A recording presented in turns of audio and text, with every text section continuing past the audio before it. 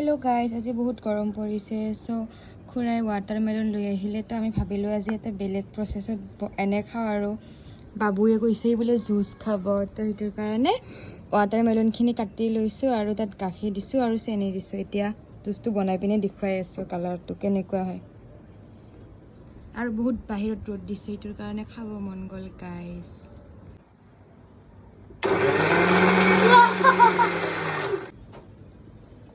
Guys চাব পাৰে আমাৰ জুচ ৰেডি হৈ গ'ল।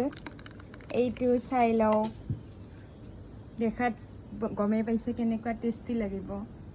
আৰু গাইজ মোৰ অৱস্থা এনেকুৱা টেষ্টি লাগিব, আৰু মোৰ অৱস্থাটো চাব পাৰে আপোনালোকে।